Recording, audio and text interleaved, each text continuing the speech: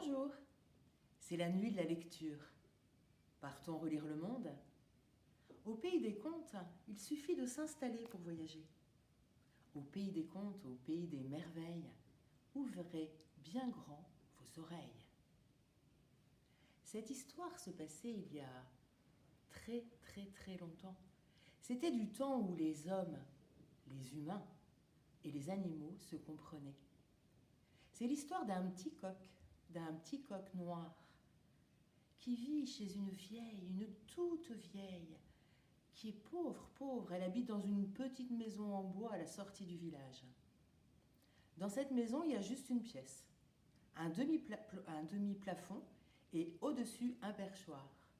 Et tous les soirs, quand la vieille se couche, le coq monte sur son perchoir et l'écoute. Elle lui raconte sa journée, tout ce qu'elle a pensé. Et ils sont bien tous les deux. Elle est pauvre, alors elle lui donne jamais à manger, mais lui, il va picorer à droite à gauche et il trouve toujours quelques graines, quelques vermisseaux. Mais quand il a vraiment grand faim, il part dans le champ derrière le petit bois à la sortie du village.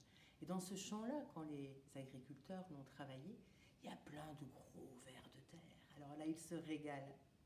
Ce matin-là, il y a du soleil. Et en cherchant du ver de terre comme ça dans la terre, tout d'un coup, il voit un éclat de lumière. Il s'approche. C'est une petite pièce en or. Et le soleil s'était reflété dedans. Oh, vite, il la prend, il veut rentrer pour aller la montrer à la toute vieille. Elle va pouvoir s'acheter plein de choses à manger avec ça. Et il repart tout content, le bec en l'air.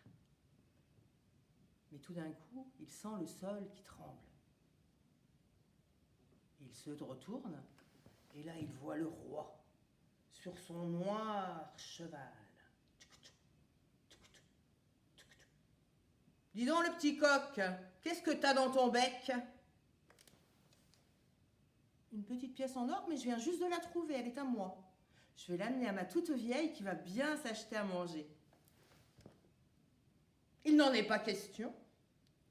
Parce que vois-tu, tout ce qui est autour de toi, là, tout autour, jusqu'à l'horizon, eh bien c'est à moi. Alors tu vas me rendre cette pièce. Pas question, je ne vous rendrai pas ma pièce. Elle est à moi, c'est moi qui l'ai trouvée. Si vous êtes si riche que ça, franchement, vous pouvez bien me la laisser. Pas question, je t'ai dit que tout était à moi. Garde, prenez la pièce. Le garde prend la pièce, la donne au roi, et le roi part au galop dans son château. Le petit coq n'est pas content du tout. Alors il commence à courir, il veut récupérer sa pièce, Et il court, mais évidemment il a des toutes petites pattes, alors quand il arrive, le roi est déjà couché. Ah, il va repérer la fenêtre du roi, il y a un balcon devant, allez hop, top. Non mais dis donc le roi ventru, roi pansu, tu vas me rendre mon bel écu.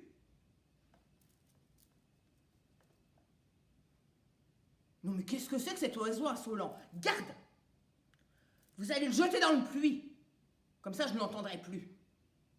Et voilà le garde qui part avec le petit coq et le jette dans le puits. Arrivé tout au fond, le petit coq écarte ses ailes. Jabot, mon petit Jabot, allez, pompe toute l'eau. Et son estomac aspire toute l'eau du puits. Et le petit coq repart sur le balcon, devant la fenêtre du roi. Toc. Non mais dis donc le roi, ça va pas se passer comme ça. Roi ventru, roi pansu, tu vas me rendre mon bel écu. Mais c'est pas possible, ce coq. Vous allez le mettre dans le four et me le cuire pour le petit déjeuner demain matin. J'espère que moi, il se taira. Et voilà le garde qui prend le petit coq et qui va le mettre dans le four. Pas très chaud au début, ça le détend le petit coq, ça lui fait presque du bien, il va presque s'endormir, mais ça chauffe, et oh, Jabot, mon beau Jabot, allez, crache toute l'eau, et l'estomac aussitôt, fait cracher toute l'eau. Ça éteint le feu, ça ouvre la porte du four, le petit coq sort et revient sur le balcon. Tac, tac, tac, tac. Non mais dis donc le roi, ça va pas se passer comme ça. Roi ventru, roi pansu, rends-moi mon bel écu.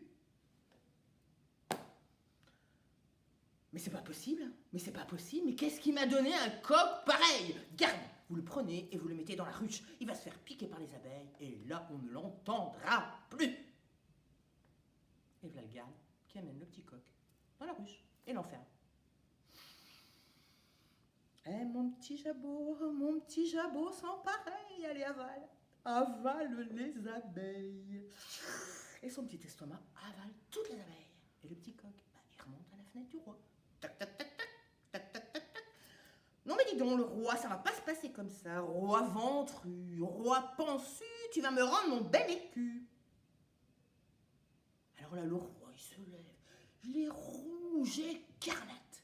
Eh bien, puisque personne n'est capable de faire quelque chose de toi, c'est moi qui vais m'occuper de toi. Il attrape le coq, il le met sous le coussin, il va pour s'asseoir.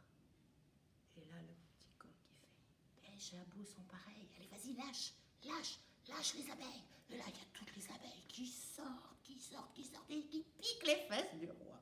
Le roi, il part en courant, il descend les escaliers, il se jette vite dans le bassin. Et il appelle ses gardes, il dit: Vous allez amener ce coq dans la salle du trésor, qu'il reprenne son écu d'or. Mais je ne veux plus jamais entendre parler de lui. Et voilà le petit coq dans la salle du trésor. Oh, ah, pour un trésor, c'est un trésor. Et en plein milieu, là, devant, son écu d'or. Alors il prend son écu d'or et il ressort. Mais juste avant d'atteindre la sortie, il se retourne et fait: Eh, mon petit jabot adoré, tu voudrais pas en aspirer un petit peu? Et là, son estomac aspire une grosse quantité de pièces d'or. Et il rentre chez lui tout content. Arrivé dans la masure, la petite cabane en bois, il saute sur la table. Il lance son plus grand cocorico pour appeler la toute vieille. Et la toute vieille arrive et elle voit son petit coq qui fait: Jabot, allez, rends-nous les pièces en or. Et là, il y a une montagne de pièces qui arrive sur la table. L'histoire ne dit pas ce qu'ils en ont fait, mais vous pouvez bien l'imaginer. Mais moi, je vous laisse rêver à ce que vous auriez fait si vous aviez eu ce tas d'or. Et merci de m'avoir prêté vos oreilles. Ce voyage-ci est fini, mais à votre tour de faire voyager les histoires. Au revoir.